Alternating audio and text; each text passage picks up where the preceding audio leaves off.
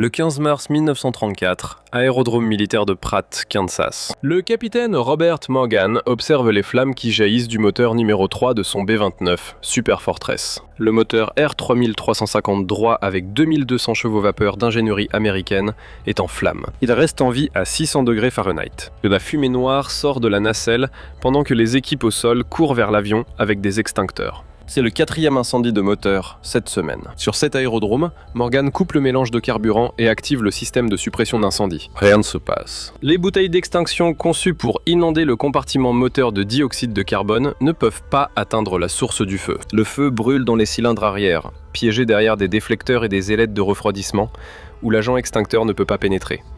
Tout le monde dehors, crie Morgan. Son équipe évacue en 45 secondes exactement. Ils ont pratiqué cet exercice tant de fois que c'est devenu une mémoire musculaire. Au moment où les camions de pompiers arrivent, le bombardier de $600 000 est une perte totale. Le feu a fait fondre le longeron principal de l'aile. Tout l'avion sera mis au rebut pour les pièces. Mais voici ce qui rend ce moment absolument terrifiant. Ce n'est pas une perte au combat, c'est le Kansas. C'est un vol d'entraînement. Le Baby Pen n'est même pas sorti de l'espace aérien américain et cela se produit partout. À l'aérodrome militaire de Smoky Hill, un autre B-29 brûle sur la piste. Au terrain Walker au Kansas, 2 autres prennent feu pendant les tests moteurs. À Great Bend, une Super Fortress explose pendant le décollage, tuant les 11 membres d'équipage avant même que l'avion ne décolle. Les statistiques sont catastrophiques. Des premiers 175 B-29 livrés aux forces aériennes de l'armée, 6 ont complètement brûlé. 47 autres ont subi des incendies importants de moteurs. Le B-29, le programme d'armement le plus cher d'Amérique, qui a coûté plus que le projet Manhattan, a un taux de défaillance moteur de 35%. 35%. Le général Henry H. Arnold, général commandant des forces aériennes de l'armée, fait face à un cauchemar. Il a promis au président Roosevelt que les B-29 bombarderaient le Japon pour juin 1944. Mais à ce rythme, le programme tuera plus d'équipages aériens américains dans des accidents d'entraînement que les Japonais n'en abattront au combat. Ce que personne ne sait, ce que personne ne peut prédire pendant que Morgan regarde son bombardier brûler, c'est que la solution à cette crise ne viendra pas de l'équipe d'ingénieurs d'élite des corporations aéronautiques, ne viendra pas du département JFK de conception de Boeing, ne viendra même pas du comité consultatif national pour l'aéronautique, où les principaux experts en aéronautique du pays tentent désespérément de résoudre le problème. La solution viendra d'un mécanicien non spécialisé en aviation de 38 ans, avec une éducation de 7e année, qui a passé 15 ans avant la guerre à installer la plomberie résidentielle à Cleveland, Ohio.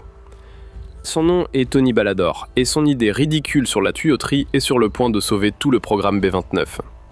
Le temps presse. Le Japon construit des défenses. Les bombardiers américains brûlent sur les pistes américaines et Tony Ballador est sur le point de suggérer quelque chose de si simple, si évident, que les ingénieurs vont se moquer de lui et le faire sortir de la salle. Le Wright R3350 cycle duplex est censé être le moteur radial le plus puissant jamais construit. 18 cylindres disposés en 2 rangées, 2300 chevaux vapeur, capable de propulser le B-29 à 350 miles par heure à 30 000 pieds.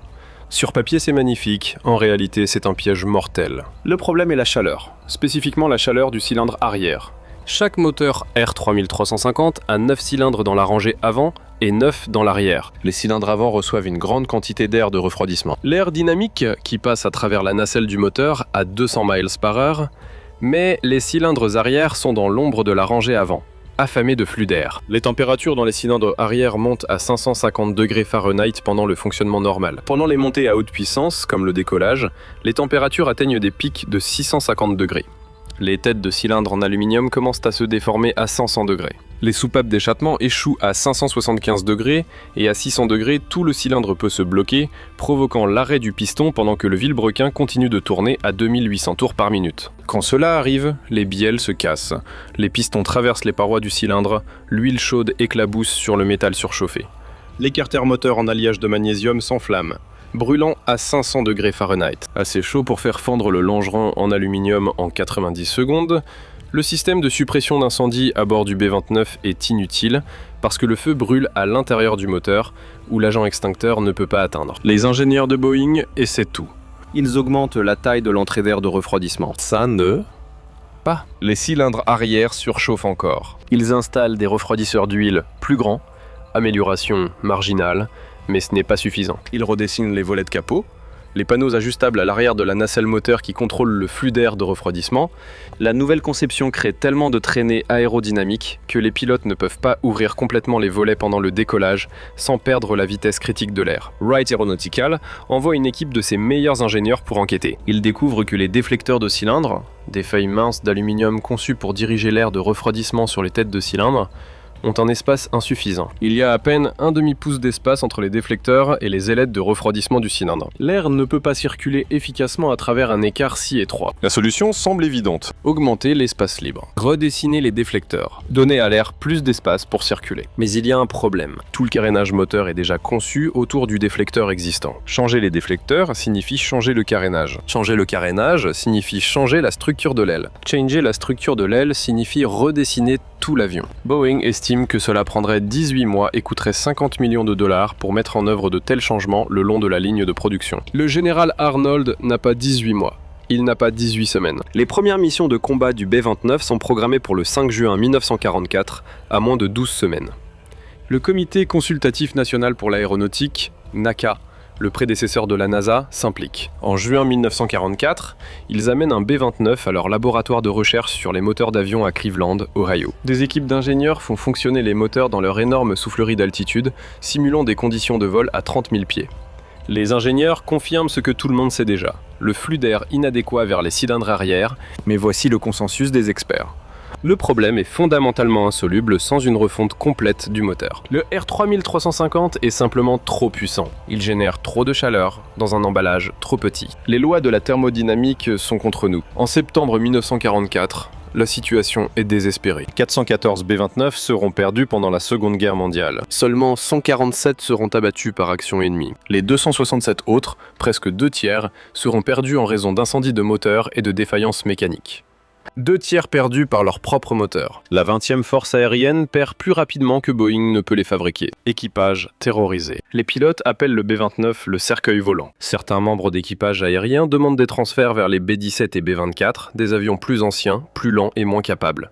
Parce qu'au moins, ces avions ne prennent pas feu au hasard en territoire ami. Dans l'endroit où les meilleurs esprits de l'aviation en Amérique travaillent sur ce problème. La réponse est la même. Il n'y a pas de solution. Pas sans recommencer depuis le début, ceux qui ne savent pas, c'est que dans un hangar de maintenance à l'aérodrome militaire de Pratt, un mécanicien qui avait l'habitude d'installer des tuyaux en cuivre dans des sous-sols de Cleveland regarde un moteur R3350 et pense à la pression de l'eau. Antonio Tony Ballador naît l'idée de personne d'un ingénieur aéronautique. Né en 1906 dans le quartier de la Petite Italie de Cleveland, Tony abandonne l'école à l'âge de 14 ans pour aider à soutenir sa famille. Son père dirige une petite entreprise de plomberie travaillant principalement dans les résidences, installant des éviers, réparant des toilettes, installant des tuyaux d'eau dans de vieilles maisons où les tuyaux ne veulent pas coopérer avec les murs. Tony apprend le métier à la dure, avec des jointures gelées, rampant dans les sous-sols, découvrant comment faire passer des tuyaux à travers des espaces impossibles. À l'âge de 20 ans, il est l'un des meilleurs résolveurs de problèmes à Cleveland. Quand l'eau ne coule pas,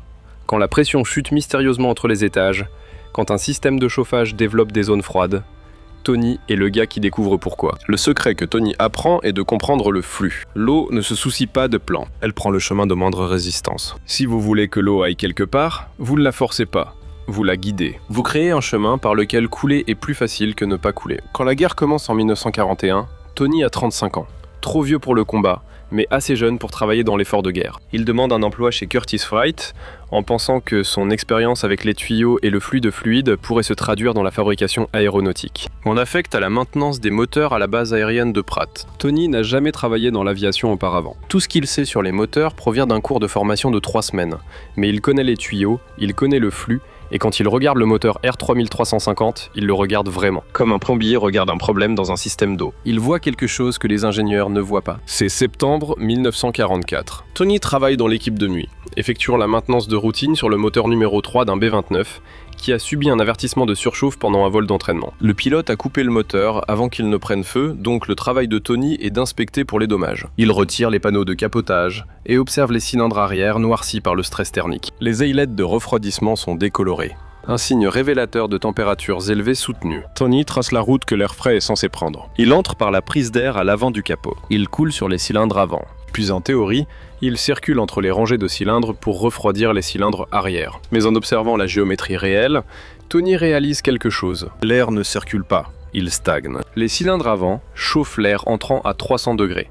Cet air chaud essaie de circuler vers l'arrière, mais il n'y a pas de chemin de sortie. L'air reste piégé entre les rangées de cylindres, de plus en plus chaud, jusqu'à ce qu'il chauffe réellement les cylindres arrière au lieu de les refroidir. C'est exactement comme la fois où Tony a dû réparer les radiateurs du 3e étage dans cet immeuble d'appartements sur l'avenue Euclide. L'eau chaude prenait le chemin facile, directement au 2e étage, et n'atteignait jamais le 3e étage parce qu'il n'y avait pas de différence de pression pour la pousser vers le haut. La solution alors était simple. Tony a installé un petit tuyau de dérivation qui redirigeait une partie du flux debout dans le hangar de maintenance regardant un moteur d'avion de 250 000 $. Tony pense. Et si je fais la même chose ici ?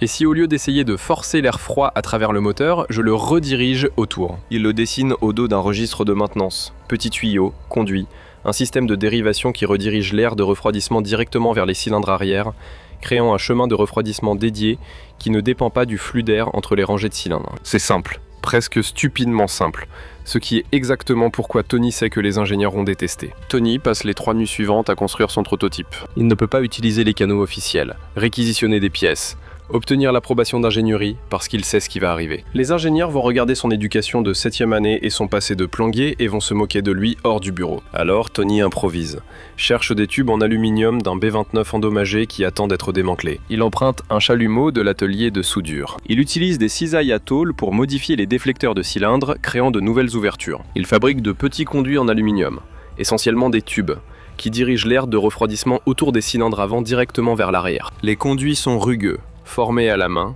maintenus ensemble avec des vis à tôle et un scellant à haute température. Ils ressemblent à quelque chose qu'un plombier a assemblé dans un sous-sol, parce que c'est exactement ce qu'ils sont. Mais le principe est solide. Au lieu d'attendre que l'air circule naturellement vers l'arrière à travers un labyrinthe complexe d'obstructions, les conduits de Tony forcent l'air le long d'un chemin dédié. C'est le même principe qu'une ligne de dérivation d'eau. Créer un chemin de faible résistance directement là où le flux est nécessaire. Dans la nuit du 3 octobre, minot vers 4 heures, Tony termine l'installation. Il a modifié le moteur interne droit du B29, numéro de série 426 AAG, Apple Avion d'entraînement, qui est déjà programmé pour un test moteur le lendemain matin. Il ne dit à personne, signe simplement le rapport de maintenance. Inspection du système de refroidissement complète. Moteur approuvé pour test. Le lendemain matin, le capitaine James Wheeler est assigné pour effectuer la vérification du moteur. Une procédure standard. Il fait fonctionner le moteur à travers les réglages de puissance. Surveille les températures. Vérifie des anomalies. Wheeler augmente l'accélérateur.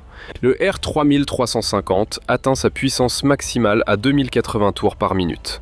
2200 chevaux vapeur. Le bruit est assourdissant. La structure tremble, mais l'indicateur de température du cylindre arrière, qui atteint normalement 550 degrés en 90 secondes, reste à 425 degrés. Will pense que la jauge est cassée. Il continue le test pendant 5 minutes à pleine puissance. Plus longtemps que la normale, plus longtemps que la sécurité. Si quelque chose est vraiment mal, température du cylindre arrière 430 degrés. Cylindres avant 410 degrés, les cylindres arrière sont en réalité plus froids que les avant. Wheeler éteint le moteur et informe immédiatement l'officier d'ingénierie. Quelque chose ne va pas avec le numéro 3. Les lectures de température sont impossibles. Le compteur doit être défectueux. Ils envoient une équipe de maintenance pour enquêter. C'est alors qu'ils découvrent la modification de Tony. Lorsque l'officier d'ingénierie voit les conduits en aluminium fabriqués à la main, il devient fou. Qui a autorisé cela ? Qui a effectué une modification non autorisée sur le moteur d'un avion de combat ? C'est un délit de cour martiale. Tony est retiré de la ligne de vol. Il est amené devant le major Donald Peterson, chef de la maintenance aéronautique. As-tu modifié ce moteur sans autorisation ? Oui, monsieur.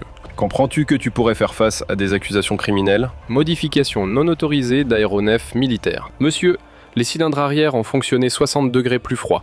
J'ai une solution au problème de surchauffe. Peterson le regarde. Fixment, tu as une solution. Nakajima a 50 ingénieurs travaillant sur ce problème. Wright Aeronautical a toute son équipe de conception travaillant dessus. Boeing a...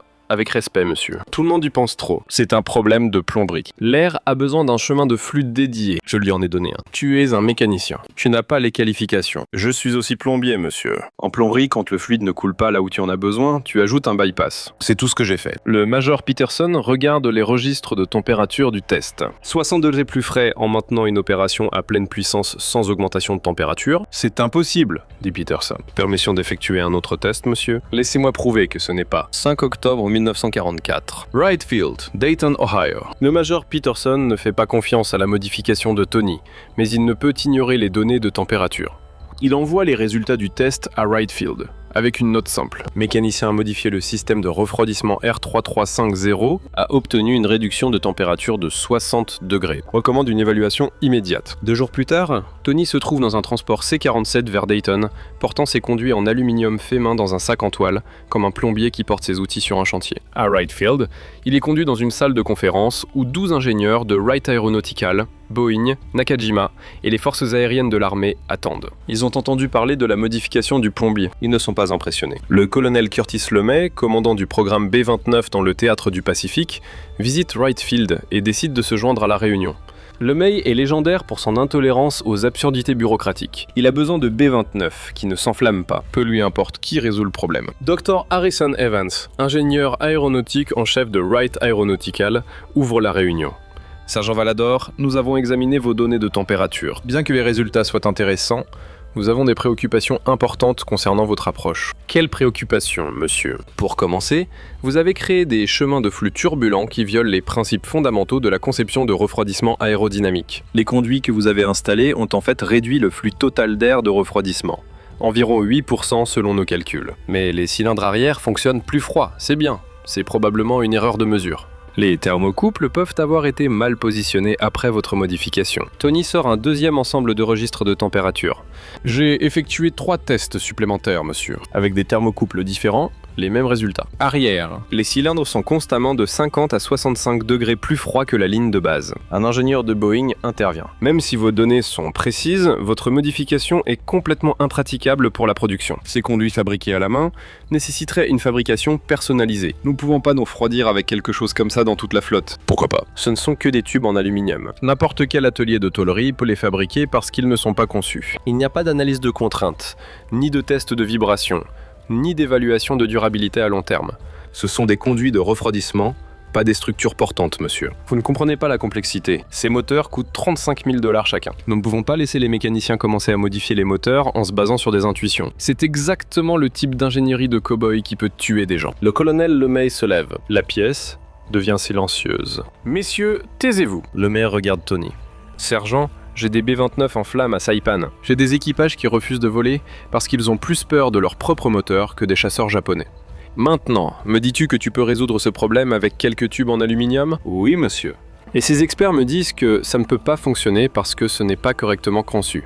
Est-ce correct? Oui, monsieur. LeMay se tourne vers le docteur Evans. Depuis combien de temps Wright Aeronautical travaille-t-il sur ce problème de refroidissement? Depuis le début de 1943, colonel. Environ 20 mois. 20 mois. Et quelles solutions avez-vous mises en œuvre? Nous avons apporté des améliorations progressives à la conception de la culasse. Modifier les déflecteurs, les jeux dans les limites existantes, optimiser la programmation de l'actionneur des volets de refroidissement. Est-ce que l'une de ces choses a fonctionné? Silence. Je t'ai posé une question, docteur. Est-ce que l'une de ces choses a fonctionné? Non, pas au degré que nous espérions. LeMay regarde les registres de température.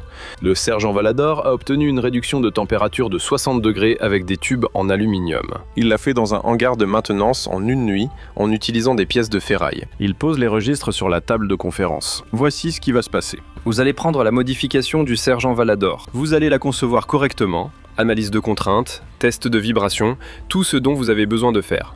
Et vous allez la mettre en production. Pas en 20 mois, pas en 20 semaines. En 20 jours. Colonel, c'est impossible. Alors vous feriez mieux de travailler vite, parce que dans 30 jours, je vais bombarder le Japon avec des B-29, et j'ai besoin de moteurs qui ne brûlent pas au-dessus du Pacifique. Le sergent Valador vous a montré comment le réparer. Maintenant, faites votre travail et mettez-le en œuvre. La pièce est silencieuse. LeMay se tourne vers Tony. Sergent, vous resterez à Wright Field en tant que... Oui, monsieur. LeMay se dirige vers la porte, puis s'arrête. Et sergent... Ne laissez pas ces ingénieurs trop compliquer cela. Parfois, la meilleure solution est la plus simple. Marqueur numéro 1. Marque de 12 minutes. C'est le moment où tout a changé. Mais le véritable défi ne faisait que commencer. Avant de voir comment l'idée simple de Tony transforme toute la flotte B-29, prenez 10 secondes pour vous abonner si vous apprenez quelque chose d'incroyable. Aujourd'hui, nous vous apportons des histoires non racontées qui ont changé l'histoire, des histoires que la plupart des gens n'ont jamais entendues. Appuyez sur ce bouton d'abonnement. Et continuons ce voyage extraordinaire. 15 octobre 1944. Installation d'essai de Wright Field. La modification de Tony est soumise aux tests les plus intensifs de l'histoire de l'aviation. Les ingénieurs de Wright Aeronautical prennent ces conduits fabriqués à la main de manière rudimentaire et les décomposent pour l'ingénierie inverse. Ils créent des dessins techniques appropriés effectue des analyses de dynamique des fluides computationnels qui sont primitives selon les normes modernes, mais c'est la dernière technologie pour 1944. Ils installent les thermocouples calibrés à 36 points de mesure le long du moteur. Le protocole de test est brutal. Faire fonctionner le moteur à pleine puissance pendant 2 heures consécutives. Le double du temps que n'importe quel B-29 maintiendrait la puissance maximale dans les opérations réelles. Surveiller chaque température, chaque pression, chaque fréquence de vibration. Les résultats surprennent tout le monde. Ligne de base R3350 sans modification. Température du cylindre avant 415 degrés Fahrenheit. Température du cylindre arrière 550 degrés Fahrenheit. Temps jusqu'à la défaillance de la soupape d'échappement à pleine puissance 73 minutes. R3350 modifié avec les conduits Valador. Température du cylindre avant 415 degrés. Température du cylindre arrière 445 degrés. Température maximale du cylindre arrière 478 degrés. Temps jusqu'à la défaillance de la soupape d'échappement à pleine puissance. Aucune défaillance observée après 180 minutes. Les cylindres arrière fonctionnent 120 degrés plus froid. La différence de température entre les cylindres avant et arrière qui était de 135 degrés n'est maintenant que de 30 degrés. Dr. Evans, de Wright Aeronautical, fait les calculs 3 fois, convaincu qu'il doit y avoir une erreur. Il n'y en a pas. Comment est-ce possible ? A-t-il demandé à Tony. Les conduits ont en fait réduit le flux total d'air de refroidissement de 8%. Vous déplacez moins d'air, mais obtenez un meilleur refroidissement. Tony hausse les épaules. Il ne s'agit pas de la quantité d'air. Il s'agit d'amener l'air là où il est nécessaire. Ces cylindres arrière ne recevaient aucun flux d'air. L'air prenait un chemin plus facile au-dessus du couvercle. Les conduits forcent l'air à aller là où il ne veut pas naturellement aller. Mais cela viole le principe de minimiser la restriction du flux. Sans offense, monsieur. Mais je ne sais pas ce que cela signifie. Je sais seulement qu'en plomberie, parfois vous devez restreindre le flux à un endroit. Pour créer de la pression à un autre, c'est la même idée. Les ingénieurs passent des jours à essayer d'optimiser la conception de Tony. Ils testent différents diamètres de conduits, différents matériaux, différents chemins de routage. Rien ne fonctionne mieux que le concept original de Tony. Finalement, le 28 octobre 1944, le colonel Lemay approuve la mise en œuvre d'urgence. Boeing reçoit les plans techniques le 30 octobre. Au 15 novembre, ils ont réaménagé leur ligne de production pour inclure le système de refroidissement par conduit, maintenant officiellement désigné comme système de refroidissement de dérivation Valador dans les manuels techniques, bien que les équipes les appelleront simplement les conduits de Tony. Le 24 novembre 1944, Saipan, île Marianne. Les premiers B-29 équipés de la modification de Tony sont arrivés au théâtre du Pacifique, 21e escadre de bombardement, commandement des bombardiers sous le commandement direct du général Curtis LeMay. Le capitaine Robert Fitzgerald pilote le B-29, ville de Los Angeles, dans le premier test de combat de la modification, une mission de bombardement contre l'usine d'avions Musashino près de Tokyo. Distance 3000 miles aller-retour. Temps à haute puissance, environ 9 heures. Le profil de la mission est un cauchemar pour le refroidissement du moteur. Un long vol au-dessus de l'eau, monté à haute altitude de 32 000 pieds, puissance de croisière soutenue pendant des heures. Le scénario parfait pour la surchauffe du moteur. L'ingénieur de vol de Fitzgerald, sergent technique Mike Romano, surveille obsessionnellement les instruments du moteur avant la modification. Le moteur numéro 3 à droite était toujours le premier à montrer des problèmes de température. Romano a 3 incendies de moteur dans son journal de bord. Il connaît les signes d'avertissement, la température du cylindre arrière montant au-dessus de 550 degrés, la pression d'huile commençant à fluctuer et la température des gaz d'échappement s'envolant. 2 heures après la mission, le compteur du cylindre arrière du numéro 3 indique 438 degrés.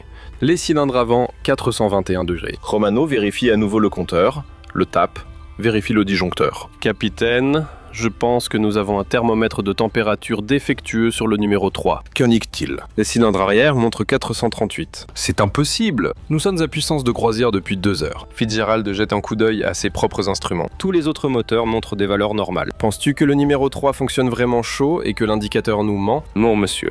Je pense qu'il fonctionne vraiment bien, mais cela n'a pas de sens. Il continue la mission. Un total de 9 heures. Le temps le plus long que Fitzgerald ait maintenu un B-29 à puissance élevée soutenu. Le moteur numéro 3 ne dépasse jamais 450 degrés dans les cylindres arrière. Lorsqu'ils atterrissent de nouveau à Saipan, Romano inspecte le moteur sans signe de stress thermique, sans décoloration. Les aélettes de refroidissement semblent tout juste sorties de l'usine. Il trouve le chef d'équipe. Qu'est-ce qui est différent sur le numéro 3 ? Nouvelle modification de refroidissement. Un mécanicien l'a inventé. Il les appelle les conduits de Tony. Au cours des 3 semaines suivantes, les données commencent à arriver. Pré-modification, septembre-octobre 1944, Feu de moteur B29 pour chaque 100 heures de vol. 4,2. Moteur nécessitant un remplacement précoce en raison de dommages thermiques. 18%. Avortement de mission lié au moteur. 31%. Post-modification. Décembre 1944, février 1945. Incendie de moteur B29 pour chaque 100 heures de vol. 0,7.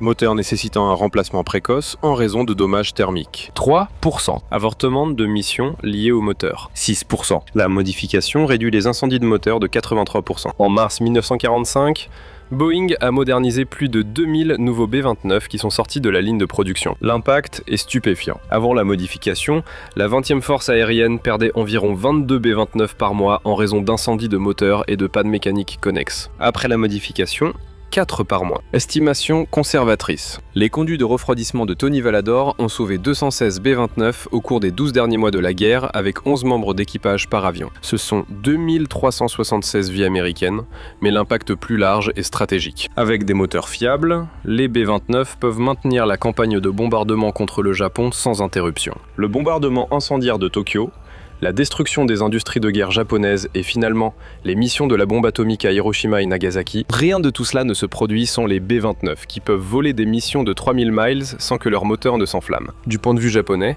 après la guerre, les documents capturés de la force aérienne de l'armée japonaise ont révélé leur évaluation de la menace du B-29. Le lieutenant-général Torashiro Kawabe, chef d'état-major adjoint de l'armée impériale japonaise, écrit dans son journal. À l'automne de 1944, nous croyions que le programme B-29 échouait. Leur moteur était peu fiable. Notre renseignement indiquait des taux élevés de pertes mécaniques. Nous avons calculé que les Américains ne pourraient pas soutenir les opérations. Puis, en décembre 1944, tout a changé. Les B-29 sont arrivés en plus grand nombre. Ils ont volé des missions plus longues. Leur moteur ne tombait plus en panne au-dessus de notre territoire. Nous nous sommes rendus compte que nous avions perdu la guerre aérienne. Un pilote de chasse japonais, le capitaine Saburo Sakai, se souvient plus tard.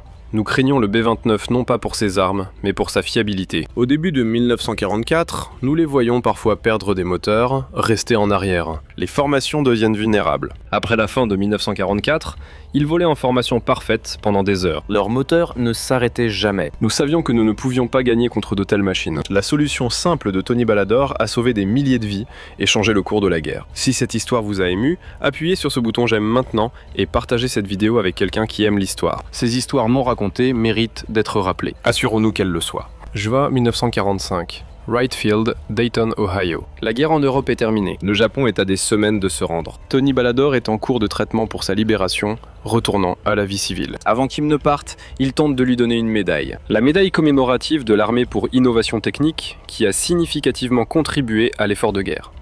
Tony la refuse. Je n'ai rien fait de spécial. Il dit que la médaille est en lui. Je viens de résoudre un problème de refroidissement. C'est ce que font les mécaniciens. Sergeant. Votre modification a sauvé plus de 200 avions et des milliers de vies. Alors, donnez la médaille aux équipages qui ont volé les missions. Ce sont eux, les héros. J'ai juste installé quelques tubes en aluminium. Le colonel est stupéfait. Il ne comprend pas ce que vous avez fait, monsieur. Avec respect. Je comprends parfaitement.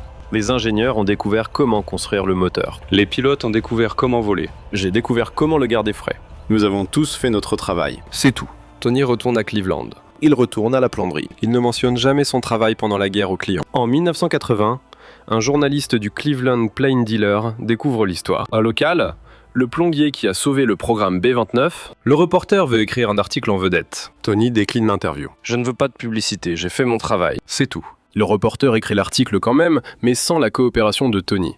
Le titre dit « Idée simple du plombier de Cleveland a résolu la crise. B-29. » L'article se trouve à la page 7, peu de personnes ne remarquent. L'héritage technique, le concept de refroidissement par dérivation de Tony Valador, devient une pratique standard dans les avions et la conception de moteurs. Les moteurs turbofans modernes utilisent des versions sophistiquées du même principe. Des conduits de refroidissement dédiés qui dirigent le flux d'air là où il est nécessaire au lieu de dépendre de la circulation naturelle. Le moteur Pratt & Whitney F135 qui propulse le F-35 Lightning II utilise un refroidissement par dérivation avancé. Le GI9X de General Electric, le moteur à réaction le plus puissant au monde, incorpore des principes de refroidissement par dérivation dans son système de gestion thermique. Les ingénieurs aéronautiques l'appellent refroidissement dirigé ou refroidissement par chemin forcé. Ils ne l'appellent pas le système Valador parce que l'histoire a oublié le nom de Tony, mais le principe demeure. Quand le fluide ne coule pas naturellement là où vous en avez besoin, on crée un chemin dédié. C'est de la plomberie, pure et simple. Chiffre de production. Total de B-29 construits. Non par B, 170 B2B perdu par action ennemie en G2. 137, BMW perdu par incendie de moteur et défaillance mécanique avant la modification. 267, B20B estimé comme sauvé par le système de refroidissement Balador Domaitos 16. Vie d'équipage estimée sauvée. Dont 366 sont 30 avec compte moteur produit avec modification Balador sur 18 000 applications modernes. Aujourd'hui Qatar. Chaque aéronef avec moteur refroidi par air utilise des descendants du principe de refroidissement de Tony. Du Cessna 172 au Boeing 787, le concept de chemin de refroidissement dédié est fondamental pour la gestion thermique du moteur. Les systèmes de gestion thermique de la NASA pour les vaisseaux spatiaux utilisent des principes de refroidissement par dérivation similaires. Les boucles de refroidissement de la Station spatiale internationale emploient un refroidissement par flux dirigé que Tony reconnaîtrait immédiatement. Tony Balador est mort en 1982 à l'âge de 76 ans, travaillant toujours comme plombier. Sa nécrologie dans le Cleveland Plain Dealer mentionnait qu'il avait servi comme mécanicien d'avion pendant la Seconde Guerre mondiale. Le programme B-29 n'était pas mentionné. 2176 vies sauvées n'ont pas été mentionnées lors de ses funérailles. Un pleureur est resté silencieux à l'arrière. Un homme dans la soixantaine que personne n'a reconnu. Après le service, il s'est approché du fils de Tony. J'ai volé en B-29 dans le Pacifique. 35 missions. Mon équipage est rentré à la maison parce que nos moteurs ne se sont pas enflammés. Je ne connaissais pas votre père personnellement, mais j'ai passé 40 ans à essayer de le trouver. Le mécanicien qui a inventé ces conduits de refroidissement. Je voulais le remercier. Le fils de Tony était confus. Mon père n'a jamais rien dit sur l'invention de quelque chose. Il disait toujours qu'il n'était qu'un plombier. Le vétéran sourit tristement. Cela ressemble au genre d'homme qui aurait sauvé 2000 vies et n'aurait jamais pensé que c'était un gros problème, le mot final. Parfois, les grandes innovations ne viennent pas d'experts avec des diplômes avancés. Parfois, elles viennent de quelqu'un qui a passé 15 ans à poser des tuyaux. Les sous-sols de Cleveland ont compris une vérité simple. Le flux prend le chemin de moindre résistance. Si vous avez besoin de flux ailleurs, construisez un meilleur chemin. Tony Balador était ingénieux. Il n'était pas un héros. C'était un plombier qui regardait un moteur d'avion et voyait un problème de plomberie, et cela a fait toute la différence. Ouais,